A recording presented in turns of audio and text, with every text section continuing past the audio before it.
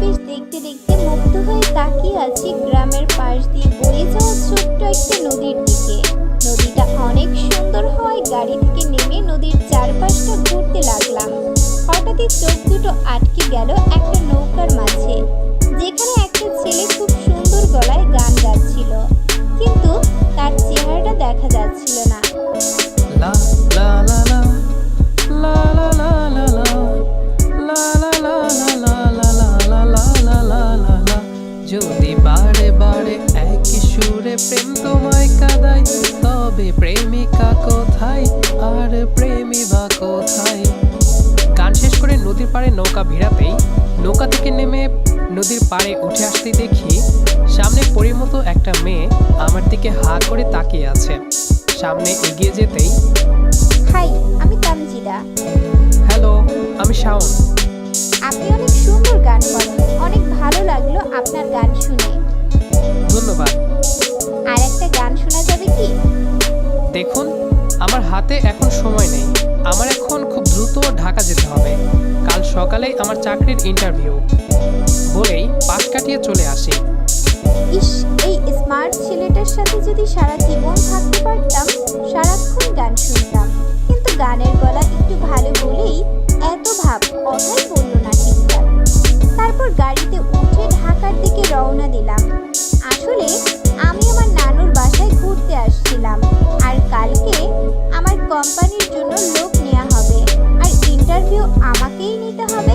তাই এত সুন্দর গ্রামকে ছেড়ে যেতে হচ্ছে। রাত 12টার সময় বন্ধুদের মেসে উঠে শান্তিতে একটা ঘুম দিলাম। পরের দিন সকাল সকাল উঠেই রেডি হয়ে অফিসের দিকে রওনা দিলাম। ও, আমার পরিচয়টা তো দিতে ভুলে গেছি। আমি শাওন। বাবা মা বলতে কেউ নেই আমার এই পৃথিবীতে। আজ গ্রামের সকল সম্পত্তি একটা মাদ্রাসার নামে লিখে দিয়ে গ্রাম ছেড়ে একেবারে শহরে চলে আসি। যাই হোক, গল্পে ফেরা যাক। ওই তাহমিদা, উঠ। আজকে না তোর সকালে অফিসে যাওয়ার কথা। উঠ, দেরি হয়ে যাচ্ছে তো। আম্মুর ডাকে ঘুম থেকে উঠে দেখি 9টা বাজে। তাই বিছানা থেকে তাড়াতাড়ি উঠে ফ্রেশ হতে চলে এলাম। ফ্রেশ হতে হতে আপনাদের পরিচয়টা দেওয়া যাক। আমি তামজিদা, বাবা মায়ের একমাত্র মেয়ে। মা শাহানা পারভিন বাবাকে অনেক আগেই হারিয়েছি। এবার গল্পে ফেরা যাক। ফ্রেশ হয়ে সকালে নাস্তা করেই অফিসে চলে আসি। অফিসে ঢুকে নিজের চেম্বারে গিয়ে দেখি 10টার বেশি বাজে। তারপর এক এক করে সবাইকে ডাকতে লাগা হলো। একে একে অনেকেই ইন্টারভিউ দিয়ে চলে গেল। আস্তে আস্তে লাঞ্চ টাইম চলে গেল। আমরা মাত্র 5 জন অবশিষ্ট থাকলাম। লাঞ্চ টাইম হওয়ার কারণে বাইরে বের হয়ে কিছু খেয়ে নিলাম। তারপর লাঞ্চ টাইম শেষ হলে প্রথমেই আমাকে ডাকা হলো। আমি ভেতরে ঢুকেই তো অবাক হয়ে দেখি অফিসের এমডি চেয়ারে আর কেউ না, কালকেই দেখা সেই পরীটা বসে আছে। তাই আমি রুমে ঢুকেই সালাম দিয়ে বললাম, ম্যাম, আসতে পারি? জি আসুন। ছেলেটাকে দেখেই মনে মনে লাড্ডু ফুটে উঠতে লাগলো, কিন্তু আমাকে জানতে হবে আগে ছেলেটা সিঙ্গেল কিনা। তাই বললাম, দাঁড়িয়ে আছেন কেন, বসুন। আমার যাবতীয় কাগজ সবকিছু সামনে দিতেই, আপনি ঢাকা ইউনিভার্সিটির ছাত্র? জি ম্যাম। আচ্ছা, আপনি কি সিঙ্গেল? জি ম্যাম, একেবারে সিঙ্গেল। আশেপাশে পানি এগিয়ে দেওয়ার মতো কেউ নেই এক বন্ধু ছাড়া। কেন, আপনার বাবা মা? তারা কেউ আর বেঁচে থাকলে তো। সরি, আমি আসলে বুঝতে পারিনি। যাক, তাহলে আমার লাইনটা একেবারে ক্লিয়ার। আর পুরাই আমার মনের মতো চালানোর জন্য শ্বশুর শাশুড়িও নেই। এইসব ভাবনা চিন্তা থেকে উঠে এসে তাকে আবার জিজ্ঞাসা করতে লাগলাম, আচ্ছা, আপনি কিসের জন্য এই চাকরি করতে চান? জীবন বাঁচানোর জন্য। আর কিসের জন্য? ও, কিন্তু আমাদের তো এই পদে সকল লোক নেওয়া হয়ে গেছে। কিন্তু আপনি যদি চান তাহলে আপনার জন্য একটা পদ খুলে দিতে পারি। তা হচ্ছে আমার অ্যাসিস্ট্যান্ট পদে। বেতন 40,000 টাকা। আপনি যদি চান তাহলে করতে পারেন। এখন পুরোটাই আপনার ইচ্ছা। জি, আমি এই চাকরি করতে রাজি। তবে আমার 3টি শর্ত আছে, মানতে পারলেই আপনার চাকরি কনফার্ম। আমি আপনার সব শর্তে রাজি। তা বলেন, কি কি শর্ত আমাকে পূরণ করতে হবে? ভালোভাবে ভেবে বলছেন তো? জি, প্রতিদিন গান শোনাতে হবে এবং এখন আজকে একটা শোনাতে হবে। এটা আবার এমন কি? আচ্ছা, আমি রাজি। তাহলে শুরু করেন। বকুলের মালা শুকাবে, রেখে দেব তার সুরভি, দিন গিয়ে রাতে লুকাবে, মুছো না কো আমারই ছবি, আমি মিনতি করে গেলাম, তুমি চোখের আড়াল হও, কাছে কি বা দূরে রও, মনে রেখো আমিও ছিলাম, এই মন তোমাকে দিলাম, এই প্রেম তোমাকে দিলাম। গান শুনতে শুনতে কখন যে শাওনের মাঝে ডুবে গেছি আমি নিজেও টের পাইনি। হঠাৎ গান শেষ করে শাওন, ম্যাম, পরের শর্ত বলুন। আমি প্রথমটা পূরণ করতে পেরেছি মনে হয়। আমার ধ্যান না ভাঙতে করে তুই যদি আমার সাথে আমার মতো করে হারিয়ে যেতিস তাহলে কি ভালোই না হতো? মনে মনে এসব ভাবছি। হঠাৎ কি ম্যাম, কি হয়েছে? আপনার দ্বিতীয় শর্তটা তো বলুন। দ্বিতীয় শর্তটা হচ্ছে আমার সাথে এক বাসায় থাকতে হবে, আমার গাড়ি চালাতে হবে, আর মাঝে মাঝে আমার বাসার বাজার করে দিতে হবে এবং আমাদের সাথে 3 বেলা খেতে হবে। তবে তাতে কোনো ভাড়া বা এক্সট্রা খরচ দিতে হবে না। তাতেও আমি রাজি ম্যাম। আমাকে বিয়ে করতে হবে। না ম্যাম, এই শর্তে আমি রাজি হতে পারলাম না। কেন কেন? আমি আপনাকে চিনি না, জানি না, আমি আপনাকে বিয়ে করতে পারবো না। তার মুখ থেকে বিয়ের কথা শুনে নাচতে মন চাইলেও একটু ভাব নেওয়ার জন্য বললাম।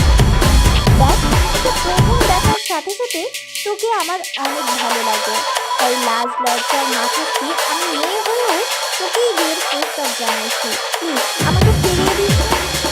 কোথায় আপনি আর কোথায় আমি? এসব তোকে ভাবতে হবে না, তুই শুধু রাজি হয়ে যা। আমাকে কিছুদিন সময় দিন। আমি সময় দিতে পারবো না, তুই আর এক্ষুনি আমাকে বিয়ে করতে হবে, নইলে চাকরি ক্যান্সেল। আমি রাজি। তারপর তামজিদার ইচ্ছেতে আমাদের কাজী অফিসে বিয়েটা হয়ে গেল। তারপর তামজিদার সাথে তামজিদার বাসায় যেতেই, আসো বাবা, ভিতরে আসো। আসতে কোনো সমস্যা হয়েছে? না আন্টি, আসতে কোনো সমস্যা হয়নি। আমি তোমাকে বলবো, আসতে সমস্যা হয় জি মা, মনে থাকবে। তারপর তামজিদা আমাকে রুমে নিয়ে এসে বিছানায় বসতে বলে কই জানি চলে গেল। কিছুক্ষণ পর দেখি একটা খাবারের প্লেট হাতে করে রুমে ঢুকেই রুম বন্ধ করে দিয়ে, কি হয়েছে গো, আমার জামাইটা এমন করছে কেন? না তেমন কিছু না। হয়েছে, এখন আমাকে তুমি খাইয়ে দিবে আর আমি তোমাকে খাইয়ে দেবো, ঠিক আছে? কি ঠিক আছে? কিচ্ছু ঠিক নেই। আমি নিজেরটা নিজ হাতে খেতে পারি। তা বললে তো হবে না। তারপর দুজন দুজনকে খাইয়ে দিয়ে শাওনের মুখটা চারির আগুন দিয়ে মুছে দিয়ে ঘুমাতে বলে খাবার প্লেট নিচে রেখে আবার ঘুমিয়ে যেতেই দেখি শাওন না ঘুমিয়ে বারান্দায় দাঁড়িয়ে আছে। তাই দেরি না করে কাছে গিয়ে বললাম, এই তোমাকে না ঘুমাতে বললাম, তুমি এখানে কি করছো? ঘুম হচ্ছে না, আর আমার এই দুপুরে ঘুমানোর অভ্যাস নেই। আচ্ছা বাবু, আসো, আমি তোমাকে ঘুম পাড়িয়ে দিচ্ছি, কাছে আসো। দেখুন, আমি আপনাকে বিয়ে করেছি ঠিকই, কিন্তু এখনো মন থেকে মেনে নিতে পারছি না। আমাকে একটু সময় দিন প্লিজ। কিসের সময়? বলেই শাওনের কলার ধরে টেনে এনে বিছানায় ফেলে দিয়ে তার উপর বসে দুই হাত দিয়ে বিছানার সাথে চেপে ধরে 2 ঠোঁট নিজের দখল করে রাখলাম। আজীবন জানতাম মেয়েদের শক্তি ছেলেদের চেয়ে কম, এখন দেখি ছেলেদের চেয়ে অনেক বেশি। তারপর আমাকে প্রায় 10 মিনিট একভাবে চেপে ধরে ঘাড়ে গলায় কানে কিস করে হাত ছেড়ে দিতেই কেন জানি আমি না চাইতেও তাকে আদর করতে শুরু করলাম। তারপর থাক, আপনাদের আর শুনতে হবে না। রাত 8টার সময় ইস, অনেক বেজে গেছে কলিজা, ছাড়ো, আজ না আমাদের বাসর রাত। আমাকে তো সাজতে হবে তাই না? তামজিদার কথা শুনে ঘুম ভাঙতেই নিজের দিকে তাকিয়ে দেখি শরীরে একটা সুতোও নেই। লজ্জায় চোখ বন্ধ করে তামজিদাকে ছেড়ে দিতেই সেও কিছুটা লজ্জা পেয়ে ওয়াশরুমে চলে গেল। ওয়াশরুম থেকে ফ্রেশ হয়ে বের হওয়ার আগেই আমি আমার সব জামা কাপড় পরে বিছানায় বসে আছি। কিছুক্ষণ পর দেখি তামজিদা নতুন একটা শাড়ি পরে হালকা ভিজা ভিজা শরীরে চুলে গামছা মোড়ানো মায়াবী চোখে বের হতেই আমি হা করে তার দিকে তাকিয়ে থাকতেই হ্যাঁ করে কি দেখা হচ্ছে? মুখে তো মাছি ঢুকে যাবে। আমি আবারও লজ্জামুখে দৌড়ে ওয়াশরুমে ঢুকে পড়লাম। কিন্তু প্রথম সমস্যা হলো আমার কোনো কাপড়ই তো আনা হয়নি। আমার সব কাপড় তো বন্ধুর মেসে রাখা। তাই বাইরে বের হয়ে বন্ধুকে ফোন দিতেই যাব, তখনই খাটের দিকে তাকিয়ে দেখি আমার অনেকগুলো প্যান্ট শার্ট আর একটা পাঞ্জাবি পায়জামা রাখা। তাই আমি প্যান্ট শার্ট রেখে পাঞ্জাবি পায়জামা নিয়ে ওয়াশরুমে ঢুকে ফ্রেশ হতে লাগলাম। ফ্রেশ হয়ে বাইরে এসে দেখি বিছানায় একটা চিঠি লেখা। চিঠিটা হাতে নিয়ে পড়তে লাগলাম। চিঠিতে লেখা, আমার সব কাপড় আমার আলমারির এক সাইডে রাখা, আর পাঞ্জাবি পরে একা একা ঘরে বসে না থেকে ছাদে আমার ফুফাতো ভাইদের সাথে গিয়ে মজা করো, আর রাত 10টার ভিতরেই রুমে আসো, ঠিক আছে? চিঠিটা পড়ে মুচকি মুচকি হাসতে হাসতে ছাদের দিকে চলে গেলাম। সেখানে আমার ফুফাতো শালা শালিদের সাথে আড্ডা দিয়ে 10টার সময় রুমের দিকে গেলাম। সেখানে ঢোকার আগে সবাই দরজা আটকিয়ে আমার কাছ থেকে টাকা দাবি করতে লাগলো। আমি টাকা না দিলে নাকি আমাকে বাসর ঘরে ঢুকতে দেবে না। কিন্তু আমি তো তার আগে বাসর করে ফেলেছি, সেটা আর ওরা জানে না। তাই মান সম্মানের কথা ভেবে তাদের চাওয়া পাওয়া মিটিয়ে রুমে ঢুকতেই রুমের দরজা লাগিয়ে উঠে করে আসো, দুইজনে নামাজ পড়বো আগে। তারপর দুজনে নামাজ পড়া শেষ করে দিলাম। নামাজ পড়া শেষ হতেই তামজিদা আবার বিছানায় গিয়ে বড় করে ঘোমটা দিয়ে বসে পড়ল। আমি তার কাছে গিয়ে ঘোমটাটা তুলে বললাম, বাহ, আমার বউটাকে তো আজ অনেক সুন্দর লাগছে। তবে আমি অনেক টায়ার্ড, তাই আজকে ঘুমিয়ে পড়ো বলে বিছানায় শুতে যাব। ঠিক সেই সময় দেখো, সবসময় বেশি ভাব ভালো না, আর বাসর ঘরে যে আমার মুখ দেখলে তার উপহার করি। উপহার হিসেবে দেওয়ার মতো যে কিছুই নেই আমার। দেওয়ার মতো কিছু না পাওয়ায় দিয়ে দিলাম আমায়। বাহ, তুমি তো খুব সুন্দর ছন্দও বলতে পারো। পারি ওই আর কি। ঠিক আছে, তাহলে আমাকে এখন সুন্দর করে প্রপোজ করো তাহলে। এখন আর এইভাবে? হুম। তারপর আমি রুম সাজানো ফুল থেকে একটা গোলাপ ফুল নিয়ে বলতে লাগলাম, প্রথম দেখাই শুধু তুমি নও, আমিও তোমায় বেসেছিলাম ভালো। কাজল চোখে খোলা চুলে তোমায় যে অপূর্ব লাগে, তোমার মিষ্টি হাসি ঝলকানিতে ভাসিয়ে আমায় দিলে। তোমার মনের সেই নদীতে ভাসছি আমি, তবে সাঁতার ছাড়া তীব্র আমি সেই নদীর স্রোতে। ভালো না লাগলেও ভালো যে আমায় বাঁচতেই হবে, তবে চাঁদের আলোয় স্নিগ্ধ মনে ধরবো তোমার হাত। ভালোবাসি বলবো আমি জীবনের সব পূর্ণ চাঁদের রাত। ভালোবাসি প্রিয়তমা, ভালোবাসি।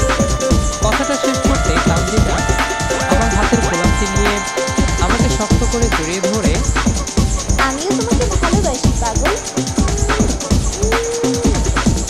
তারপর তামজিদা আমাকে বিছানায় ফেলে দিয়ে চেপে ধরে তার ঠোঁটজোড়া দিয়ে আমার ঠোঁটজোড়াকে নিজের দখলে করে শান্তিতে আদর হতে লাগলো। এ কি, আপনারা এখনো তাকিয়ে আছেন যে? নেক্সট পার্ট দেখতে হলে তাড়াতাড়ি কমেন্ট করুন আর লাইক দিতে ভুলবেন না। আজ এই পর্যন্তই, দেখা হবে আবারও নতুন কোনো গল্প নিয়ে। সে পর্যন্ত আমাদের সাথেই থাকুন আর পুরো গল্পটি শেষ পর্যন্ত শোনার জন্য অসংখ্য ধন্যবাদ।